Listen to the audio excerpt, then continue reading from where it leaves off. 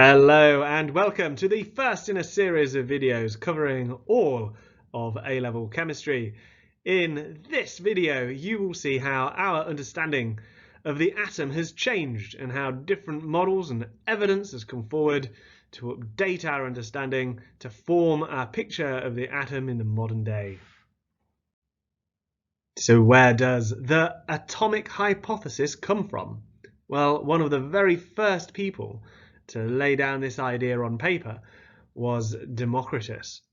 Democritus was an ancient Greek man, a philosopher that lived in the city of Abdera, which is now in modern-day Bulgaria, but then very much a part of the ancient Greek world. He was a wealthy man, he travelled widely, and he wrote down his ideas in a series of books, most of which are now lost, but referred to by other philosophers. And we can be really confident that it was he who first came up with the idea that matter cannot infinitely be divided. You reach a point where it cannot be divided any further. Let's look in more detail about the atomic hypothesis put forward by Democritus. Of all the things that we know about Democritus, we know that he was a fan of being cheerful, and in many modern day and even contemporary drawings of Democritus, it's him bent over double, laughing his head off at something that he'd obviously found very funny. Now what we're interested in is his atomic hypothesis, the idea that matter comes down to some basic building block that is itself physically indivisible, meaning that you cannot cut them into any smaller piece. And that those pieces are solid, hard and incompressible, like tiny little billiard balls. And that they are both indestructible, that they cannot be broken, and that they were eternal, that they had probably existed and always had done. He suggested that they were always in motion, that they never stopped, and it is in that motion that we know that they exist. One thing that sits at odds with modern day theories of the atom is that he said that they were all infinitely different. They all had different shapes and sizes, kind of like pebbles on a beach, which we now know to not quite be true. But within his hypothesizing of the atom, he also hypothesized the spaces between those atoms, the voids. And we now know that the spaces between the atoms are almost as important as the atoms themselves. Now, according to Democritus, there was this infinite variety of atoms, each with distinct properties. And this very much was at odds with Aristotle. Now, before Democritus, Aristotle had carried the idea that there were four basic elements: earth, air, wind and fire. And that basically whatever matter was made of, it was made out of either one of these or a mix of these. Democritus had a different idea. So here are some questions that you can test your knowledge against. How well were you listening? And while you do that, you can pause this and you can work through those, or you can carry on.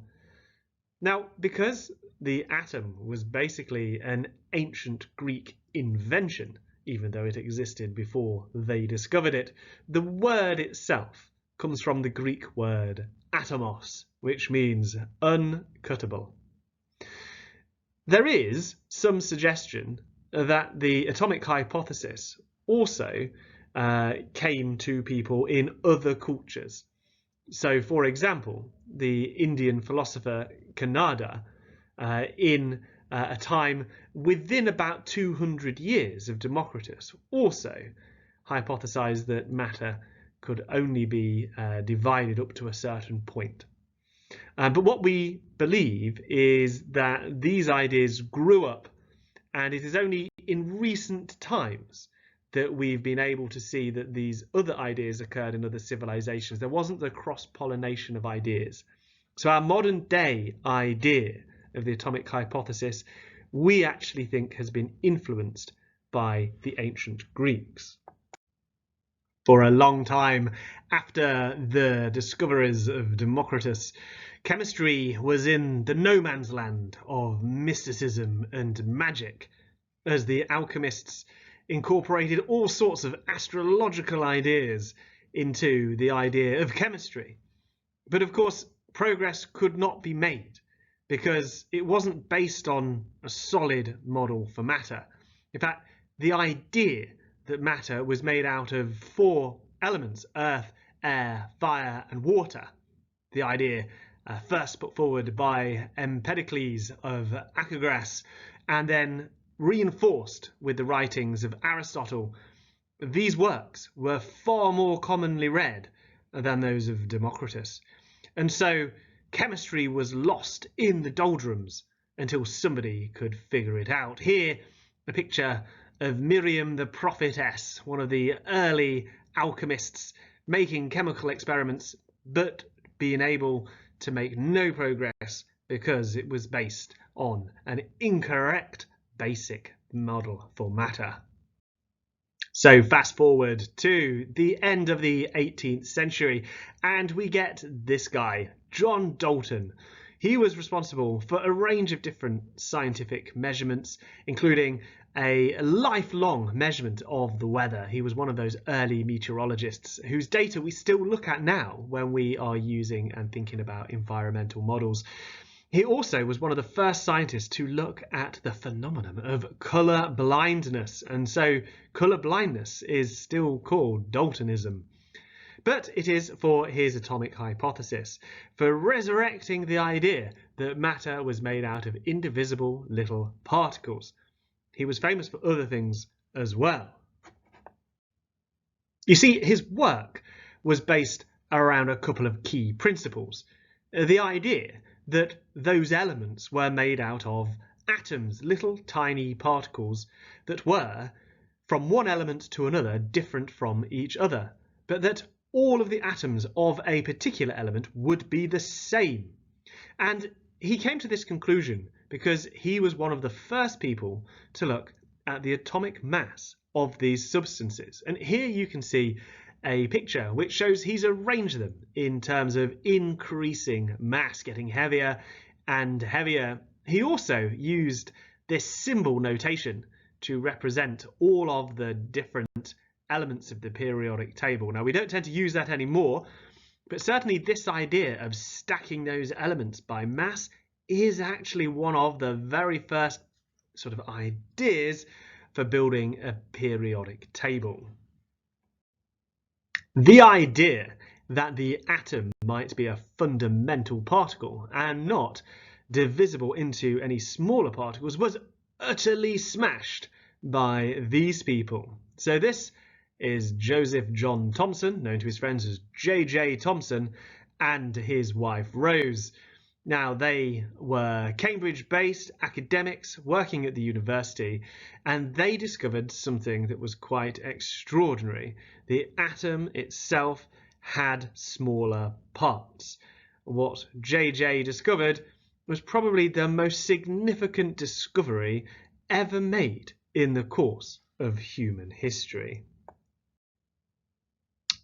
JJ was using a cathode ray tube.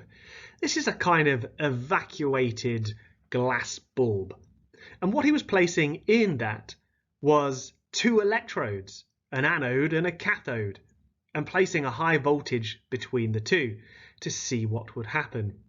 And what he realized is he was able to get a beam of invisible particles to come from one to the other. Now, this beam phosphoresced if you put phosphorus inside, so you could physically see where it was going.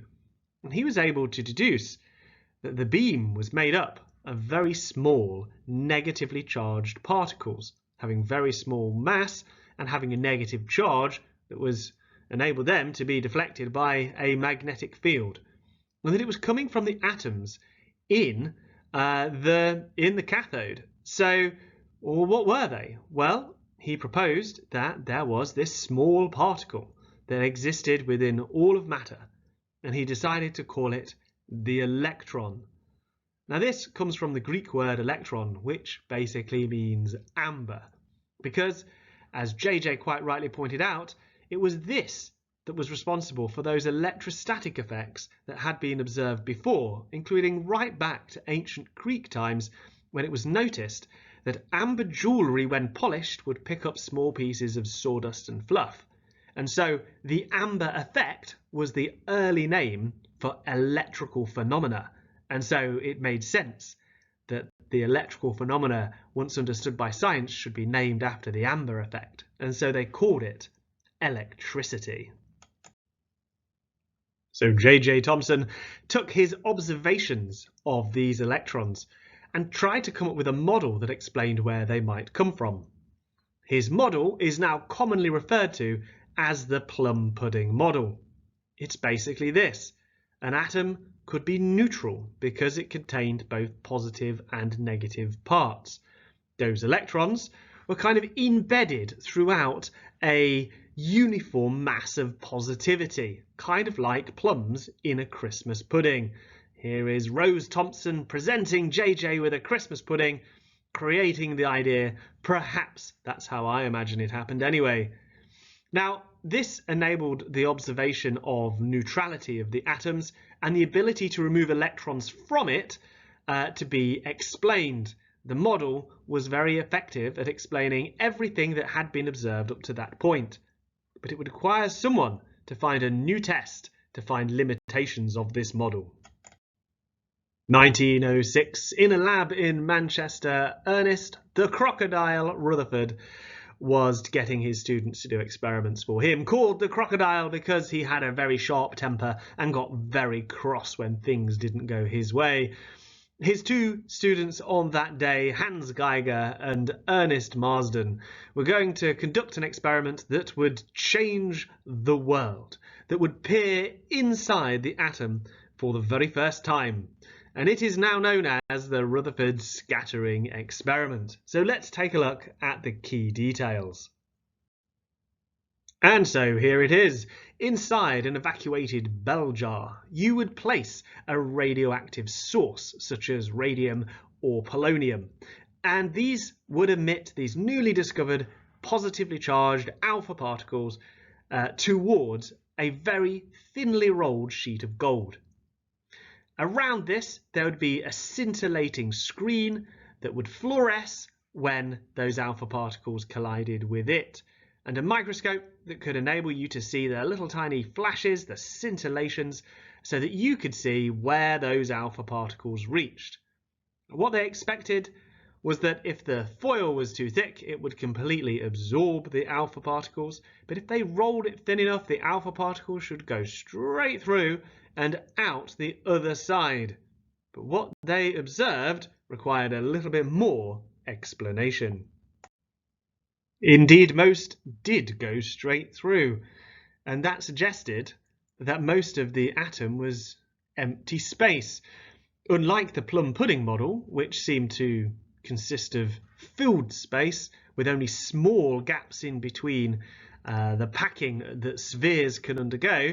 Here, there were far too many alpha particles getting through to be able to explain that atoms were solid objects. So the first observation was that the particles mostly went straight through, and the explanation for that was that the atom was largely empty space. Now, the second observation was that some of those alpha particles were going through small angle scattering, that they were not quite immediately behind or in line with the original beam. They had been scattered slightly, suggesting that they had interacted with small charged particles within the gold. But it was the occurrence of high angle scattering, almost alpha particles that appeared to hit the gold and bounce back. Now, only a repulsion of those positive charges could have them bounce back, meaning they were bouncing not off electrons, but off something that was positively charged, because like charges repel. And so the alpha particles bouncing back suggested that the things that was causing the deflections of the alpha particles was positive charge, and that they were able to bounce back, carrying so much momentum, suggests that they really ran into something very, very, very dense. And the thing that it was all of the matter, or nearly all of the matter of the atom, concentrated at a small place in the middle. And borrowing the word from biology to describe the center of something, it was called the nucleus. Now, different to biology, this nucleus is much, much, much smaller. It's the same word, but with a very different meaning. What Ernest Rutherford had discovered was that there was a nucleus in the center of every single atom. Now, this fundamentally changed our idea of the atom. No longer did we believe that the atom was like the plum pudding model. It just wasn't supported by this new evidence. What we believed was that the nucleus of the atom existed as a positive lump of matter in the very center, and that around the outside the electrons must be in some form of cloud. What happened to Ernest Rutherford? Well, in 1936 he was climbing a tree and he fell out, and several days later he died of his injuries. Isn't that very sad? But that is not where the story of the atom ends. It is merely the beginning. The planetary model was next. As soon as we imagined that the electrons were going around the outside of the nucleus, the comparison to the solar system seemed obvious. In the solar system, most of the mass is concentrated in the sun, and planets orbit around due to the attractive force of gravity.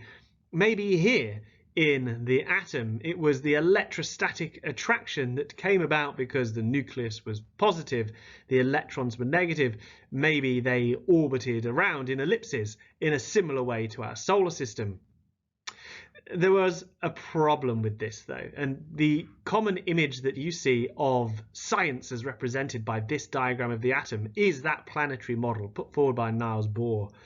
And the problem is that electrons in orbit like this would constantly be undergoing acceleration as they went around, and would give off something that we know happens to electrons when they spiral around. They give off synchrotron radiation, which does not appear to be happening from atoms. So therefore, this model must itself be wrong. Enter quantum mechanics.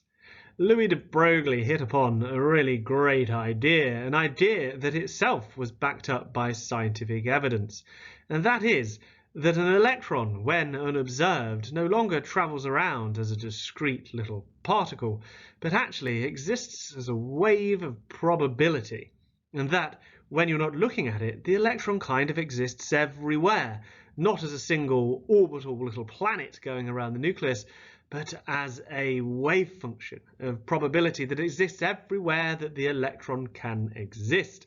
This explains why we don't see radiation coming out of those atoms. It was Erwin Schrödinger who explained the fact that the probability wave of an electron orbiting around the atom accounts for certain allowed positions of that electron relative to the nucleus, certain allowed energy states. And this was backed up by observational evidence of certain allowed transitions of electrons that we see and observe in spectroscopy. The final piece of the puzzle was the probing of the nucleus itself. How does one probe a nucleus? Well, through bombardment. Ernest Rutherford, who discovered the nucleus, followed up on his observations by doing some bombardment experiments. Now, one of the things that he bombarded was nitrogen gas with alpha particles and observed that hydrogen nuclei were being given off. Hydrogen nuclei must be the smallest building block of what is inside nitrogen gas, and indeed it is, because a hydrogen nucleus is a lone proton. And so the proton was discovered, a fundamental particle that exists within the nucleus itself, very quickly identified to have a positive charge, equal in magnitude but opposite in direction, I suppose, to the electron itself. James Chadwick did a very similar experiment bombarding beryllium with alpha particles and noticed that something else was being displaced, harder to detect because of its reluctance to interact with matter, and so therefore probably not something with a large amount of charge. He had discovered a neutral particle of the mass almost the same as the proton, but with no charge whatsoever, and that was called the neutron. Subsequent advances in particle physics has shown that the fundamental difference between a proton and a neutron is down to yet more fundamental ingredients, the quarks. But that goes beyond the scope of this course today.